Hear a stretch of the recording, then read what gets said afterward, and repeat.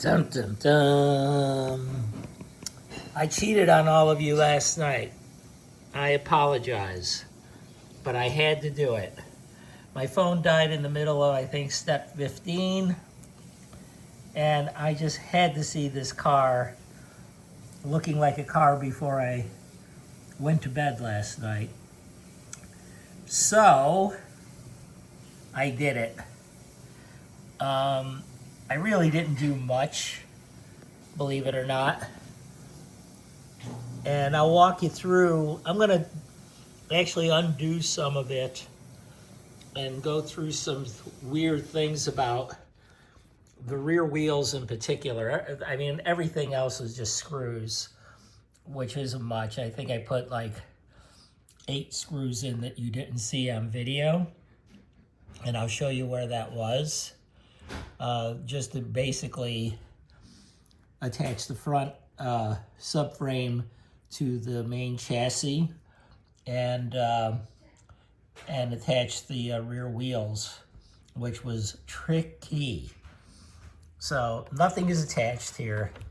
This is all just for me to see this thing as a car. No tie rods, no steering mech yet because I don't have a steering servo yet. So that's, but you know, I just had to see how this all was going to fit. The other good news is, at least for now, the driver compartment can just sit on top, and I fix it with some good tape. And I think that'll be a good solution to the problem. It also looks like I can build the radiators if I want to, because I'll have to cut these away. If you look on the body again,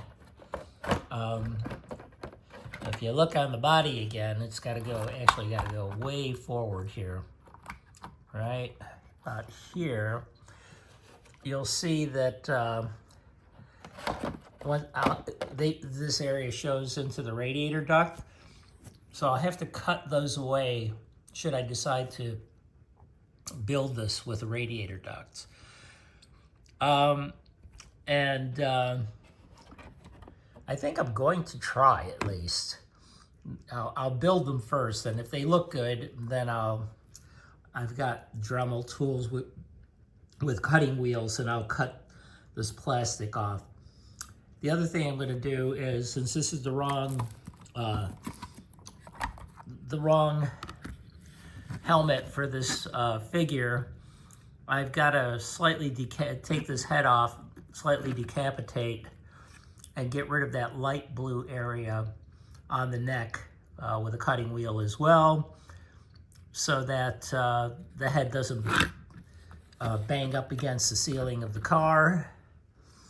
So, you know, I think when we last left off, when my phone died, all I was doing was screwing these pieces down here with the 6 screws.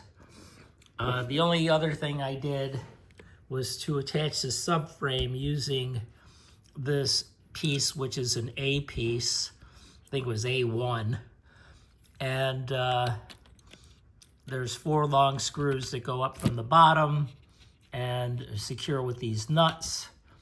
Really basic stuff. It took me 2 minutes to do that.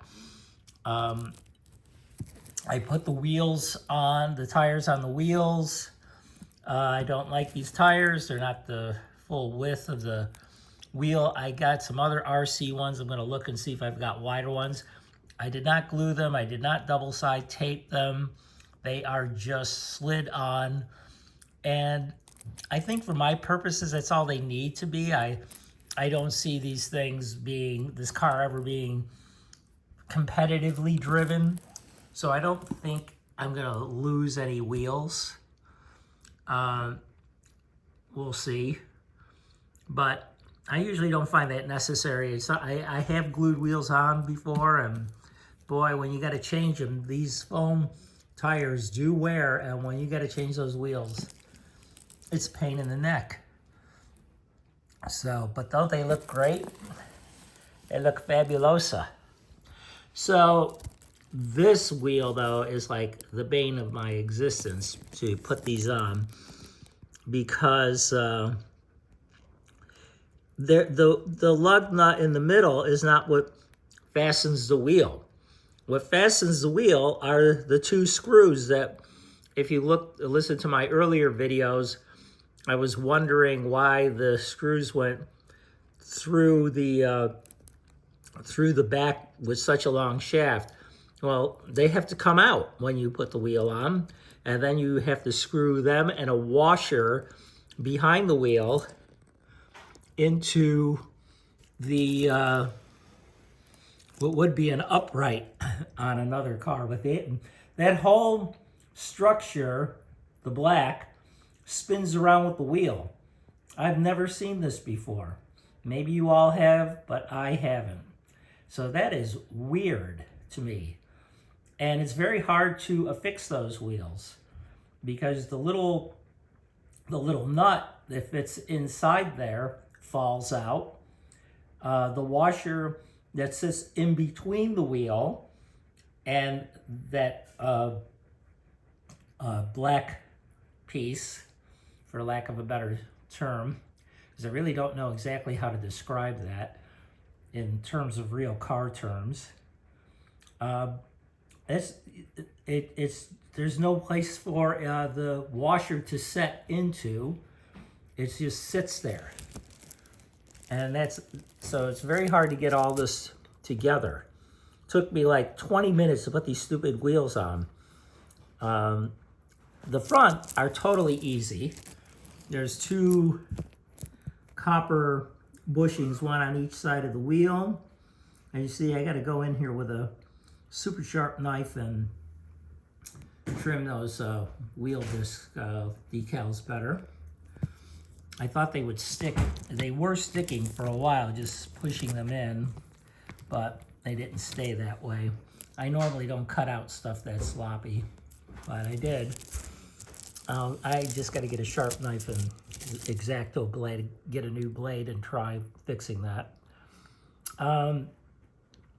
You'll need a jeweler's screwdriver to get these out. Otherwise, you're going to scratch your wheels all up if you use anything with a thick shaft. I use the Phillips head. And, you know, that's about it. So, I'm going to set up, I think, and show you. I'm going to take one of these wheels off and go through the process of putting one on for you. So hang on a minute, and I'll be right back.